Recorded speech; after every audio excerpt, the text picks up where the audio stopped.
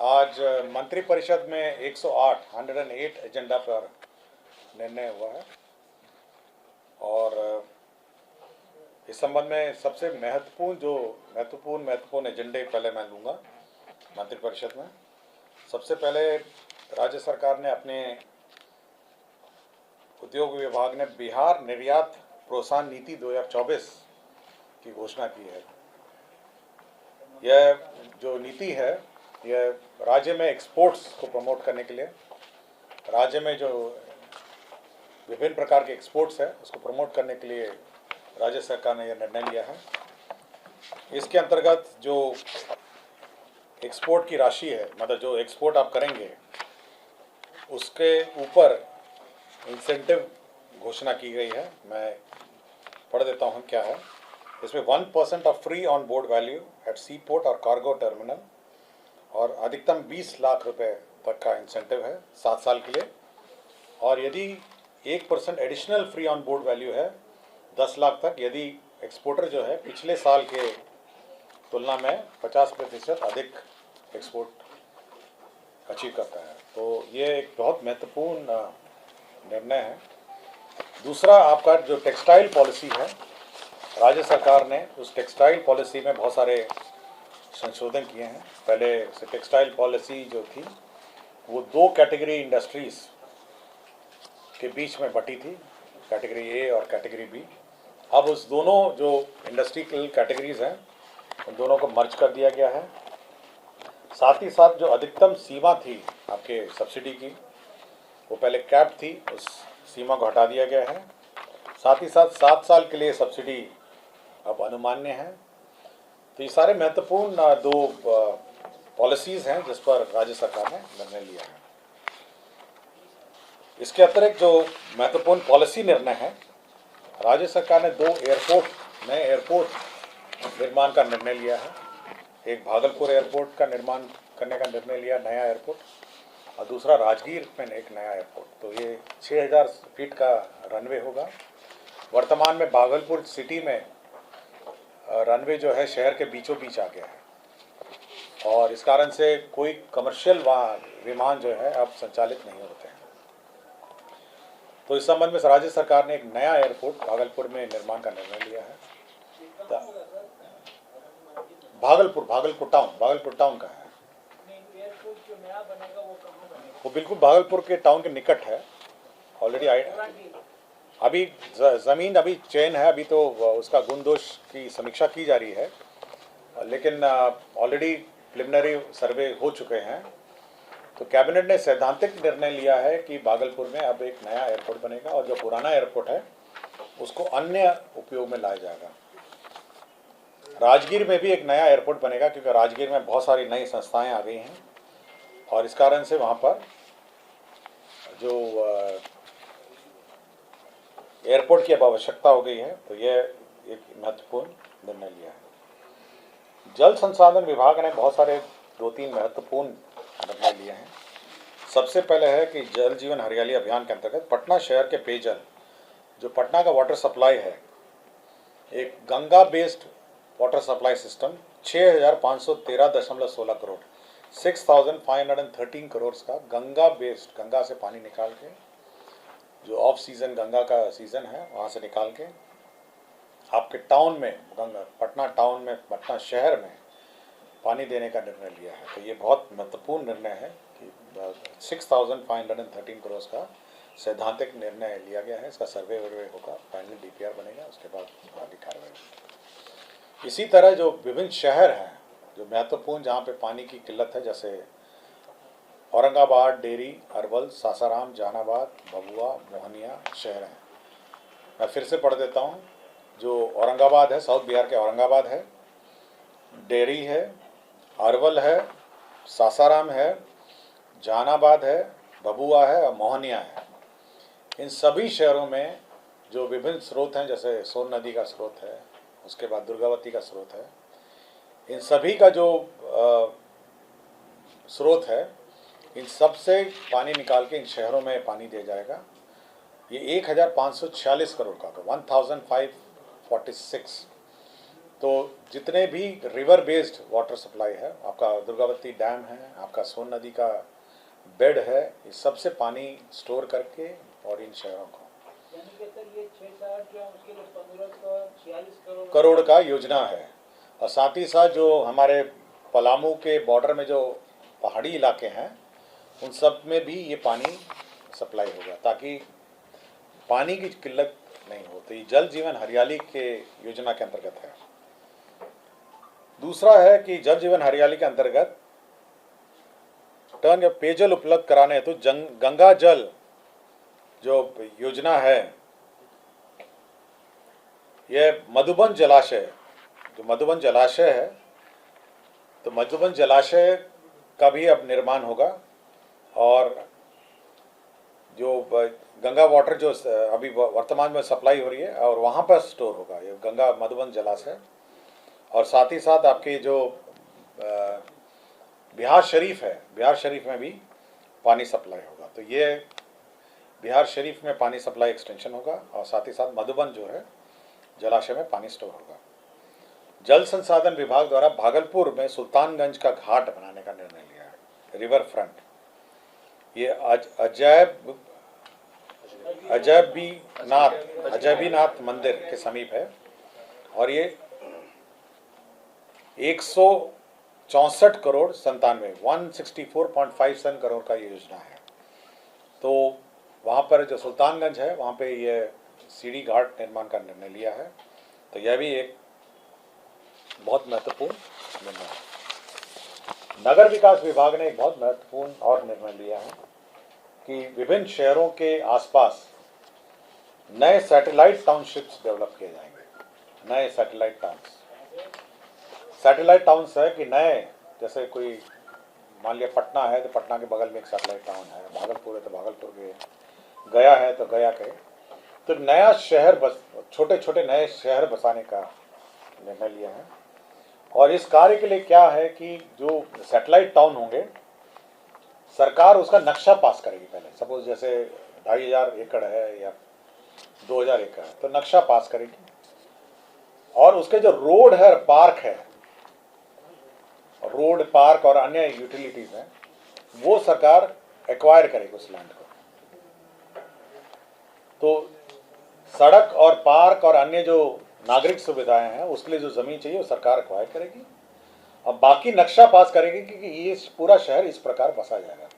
उसमें economically weaker section के लिए भी आइडेंटिफाइड होगा, ये गरीब लोगों के आवास बनेंगे और ये सेल्फ फाइनेंसिंग टाइप होगी। मतलब इसमें जो नक्शा पास होगा उसमें पैसा अधिक लगेगा, आपका एनवीआर अधिक लगेगा और उससे जो राशि होगी उसी से ये लैंड एक्वायर होगा, जो सड़क और पार्किंग।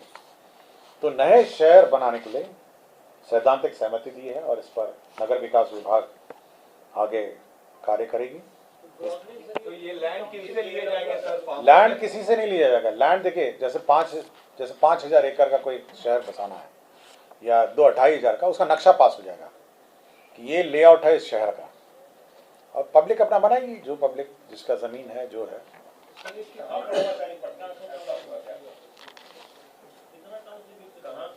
ये सभी प्रमुख शहर हैं, जो जितने प्रमुख शहर हैं, हाँ जैसे डिविजनल हेडक्वार्टर है, प्रमुख शहर है, जो मेन प्रमुख शहर है उसमें छोटा छोटा नया टाउनशिप है।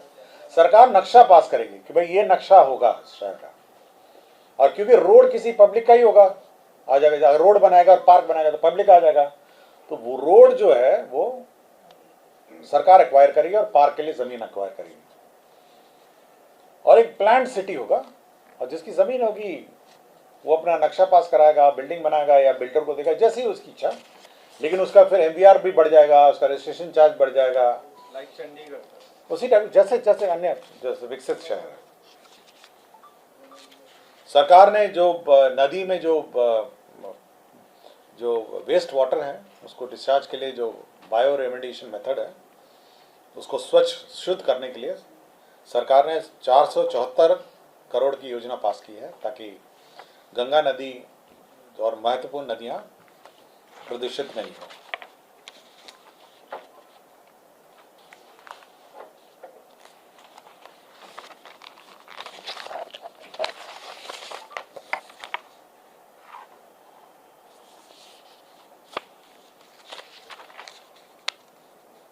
ऊर्जा विभाग को कंसोर्टियम बैंक से ऋण लेने के लिए 800 करोड़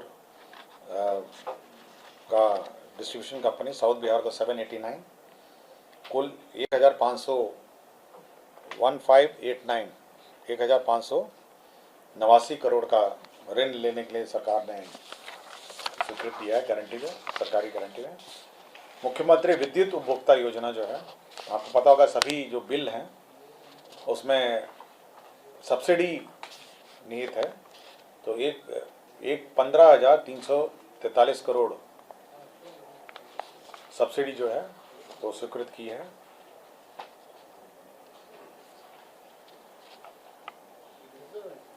कला संस्कृति विभाग में जो म्यूजियम के संचालन है उसके लिए पद सृजित किए हैं, कुल 34 पद सृजित किए हैं। एनसीसी का जो भत्ता है, एनसीसी की जो भत्ता होता है, जो नाश्ता के लिए और अल्पाहार का जो पैसा है उसको बढ़ाया गया है।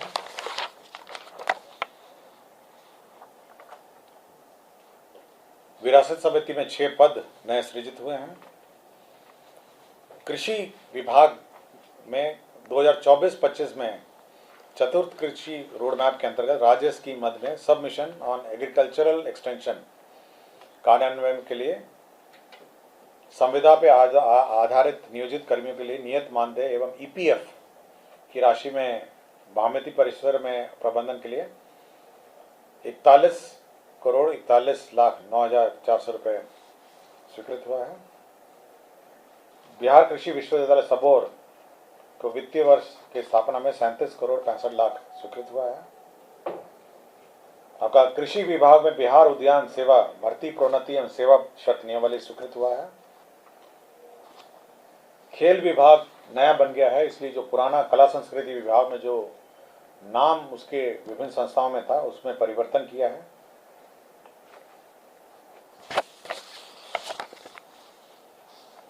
जल संसाधन विभाग में सिकरना दाया तटबंध निर्माण प्राकृतिक राशि 239,63,00,000 रुपए की योजना स्वीकृत की है। बिहार राज्य अंतर्गत दरभंगा प्रमंडल हेतु एकीकृत जल संसाधन प्रबंधन योजना तथा कमला सिंचाई परियोजना एवं पश्चिम कोसी नहर परियोजना के विस्तारीकरण, नवीकरण और आधुनिकीकरण के लिए जो डीपीआर बनना है उसके लिए 34,50,00,000 रुपए स्वीकृत हुए हैं। जल संसाधन के पश्चिम चंपारण जिला अंतर्गत मसान नदी के बाएं एवं दाएं तटपथ एवं संबद्ध कार्य के लिए 214 करोड़ स्वीकृत हुआ है। जल संसाधन विभाग का ही बिहार भूभाग अंतर्गत उत्तर कोयल जलाशय योजना के अवशेष कार्य को पूरा करने के लिए 1,367 करोड़ स्वीकृत हुआ है। जल संसाधन का ही सारण तटबंध 80 से किलोमीटर 120 किलोमीटर के बीच में पुनर्स्थापन कार्यक्रम 124 करोड़ 11 लाख का स्वीकृत हुआ है। तिरहुत मुख्य नहर में भी प्राकृतिक राशि 81 करोड़ 2,81 करोड़ की योजना स्वीकृत हुई है। पथ निर्माण विभाग में विभिन्न योजनाएं स्वीकृत हुई है, मैंने आपको सूची ये उपलब्ध करा दी गई है।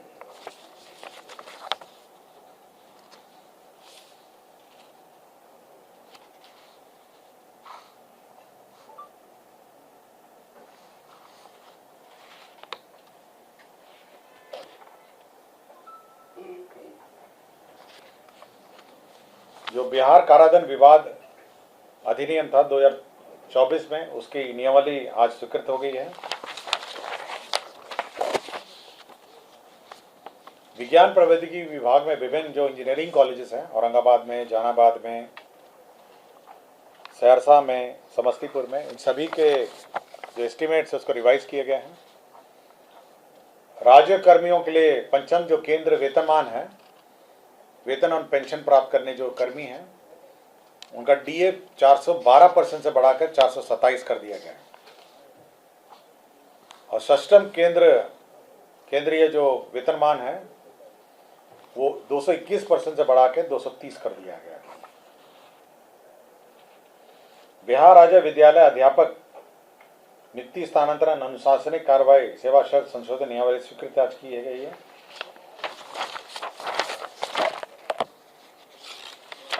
और बिहार राज्य विद्यालय अध्यापक नियुक्ति स्थानांतरण अनुशासनिक कार्रवाई एवं सेवा शर्त के अंतर्गत नए पद 11,039 पद नए सृजित किए गए हैं।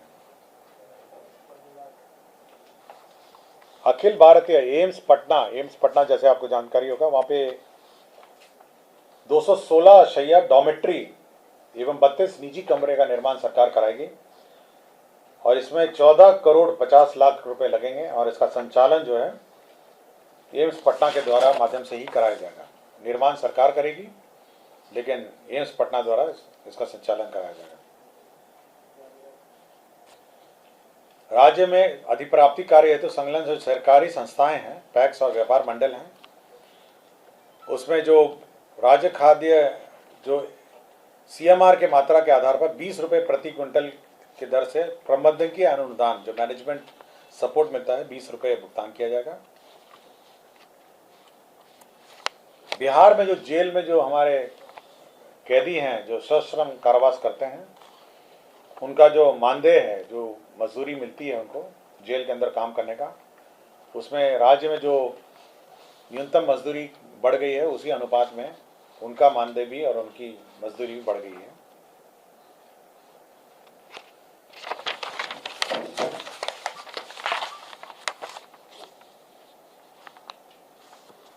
कला संस्कृति विभाग में कला को और प्रोत्साहन देने के लिए 38 जिलों में आम्रपाली प्रशिक्षण केंद्र खोलने का है। आम्रपाली प्रशिक्षण केंद्र में विभिन्न प्रकार की कलाओं में जो ट्रेनिंग है वो दिया जाएगा और इस पर 10 करोड़ 86 लाख रुपए ये व्यय होंगे। कृषि रोड मैप के अंतर्गत 24-25 में कृषि यांत्रिकरण पर 82 करोड़ 25 लाख रुपए व्यय होगा और इसी के अंतर्गत जो कृषि रोड मैप में जो बैंक है, कृषि यांत्रिक बैंक है, इसमें 104.16 करोड़ व्यय होंगे। कृषि रोड मैप में चतुर्थ कृषि रोड मैप है जो खेत तक सिंचाई पहुंचाने के लिए 60 करोड़ 97,82,000 रुपए की लागत से योजना के कार्यान्वयन की स्वीकृति मिली है, जिसमें सूक्ष्म है, आपका ड्रिप इरिगेशन है और अन्य जो योजनाएं हैं वह कार्य होगा। चतुर्थ कृषि रोड मैप में कृषि उन्नत योजना के तहत मिशन ऑफ एग्रीकल्चर एक्सटेंशन योजना 60-40 के आधार पर स्वीकृत हुआ है।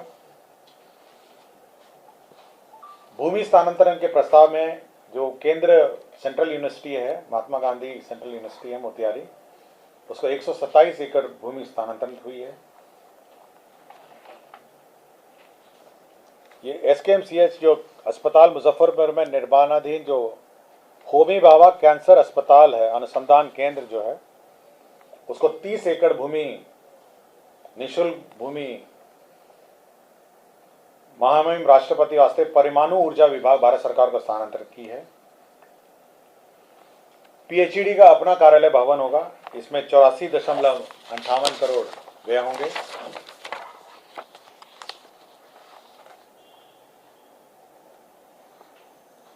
पशु एवं मत्स्य संसाधन विभाग में राष्ट्रीय कृषि विकास योजना के अंतर्गत 60-40 के हिसाब से जो 40 पशु चिकित्सालय हैं उसका मॉडल एस्टीमेट रिवाइज किया गया है।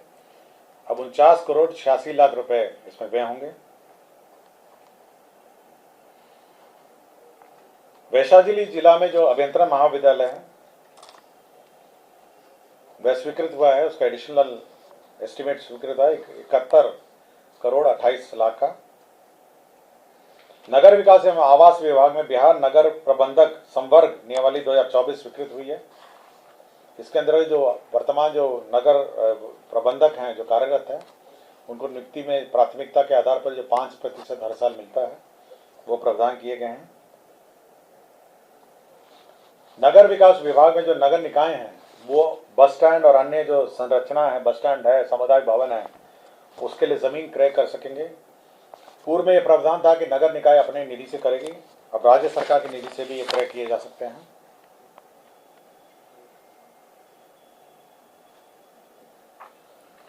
कुछ ROB सैंक्शन हुए हैं पथ निर्माण विभाग में, मुजफ्फरपुर में, मुंगेर में और बक्सर में और लखीसराय में। खेल विभाग द्वारा एक बहुत महत्वपूर्ण योजना स्वीकृत की गई है। खेल में जो खेल कूद खेल के हमारे खिलाड़ी हैं, मैं डिटेल आपको उपलब्ध करा दूंगा।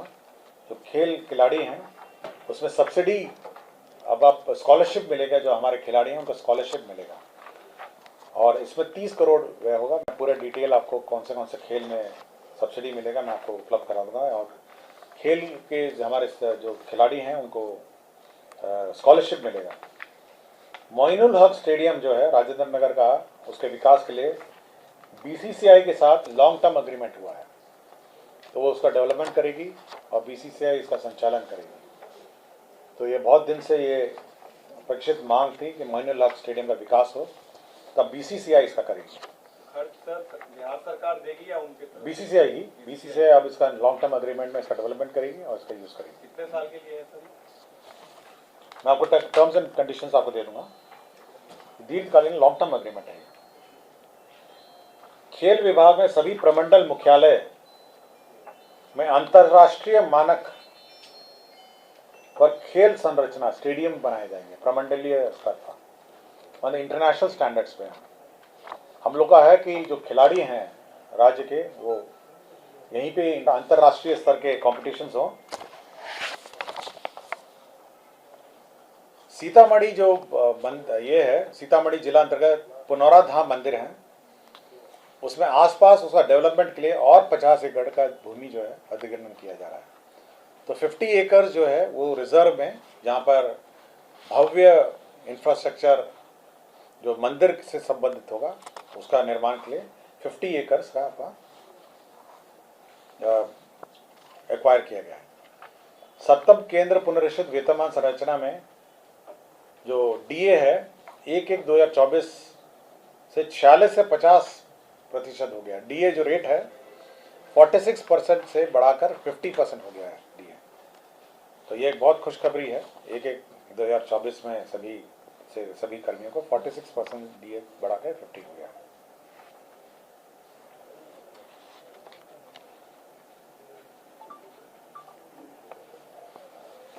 पुलिस जो मैनुअल है उसमें संशोधन किया है।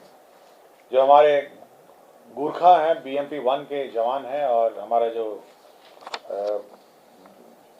बेतिया के थारू हम लोग के यहाँ कांस्टेबल्स में बहाल होते हैं, वे सामान्य जो परीक्षा है उसमें क्वालिफाई नहीं हो पा रहे हैं, इसलिए गुरखा और थारू उसके लिए अलग परीक्षा ली जाएगी और उनके अलग मापदंड होंगे।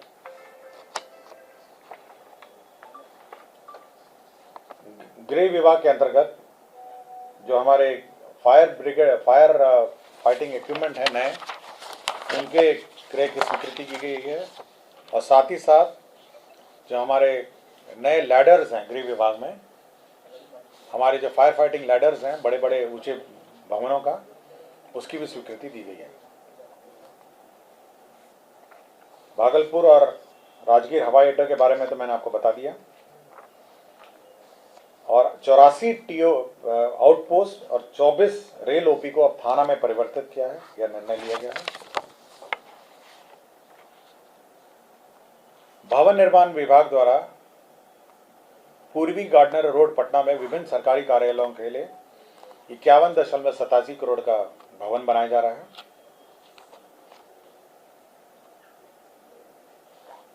और राज्य स्कीम अंतर्गत किसान सलाहकार योजना के अंतर्गत जो किसान सलाहकार है उनको अब ईपीएफ का भुगतान होगा, और इसके अंतर्गत 1 अरब 28 करोड़ का व्यय होगा।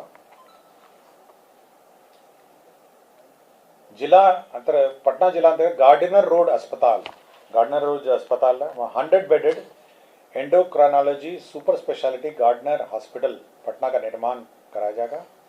इसे तो 59 करोड़ 47 लाख रुपए व्यय होंगे। गार्डनर रोड आपको पता हो, जो वहाँ पर अब 100 बेडेड एंडोक्राइनोलॉजी हॉस्पिटल का निर्माण किया जाएगा। बिहार स्वास्थ्य विज्ञान विश्वविद्यालय जो हमारा मेडिकल यूनिवर्सिटी है मीठापुर में, उसका बिल्डिंग के लिए 1 अरब 38 करोड़ 19 लाख का बिल्डिंग का स्वीकृति मिला है। जो वैशाली बौद्ध समय दर्शन संग्रहालय है, उसका रिवाइज्ड एस्टिमेट सैंक्शन हुआ है 550 करोड़ 48 लाख का।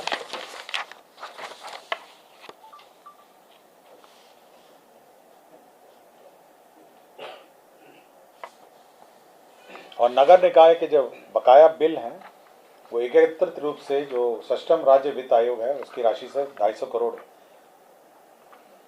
काटकर उससे भुगतान किया जाएगा।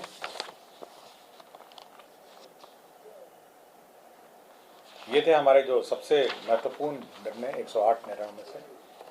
और यदि किसी को कुछ पूछना हो और डिटेल्स हम आपको उपलब्ध करा देंगे सभी के, आप अलग से आपको धन्यवाद।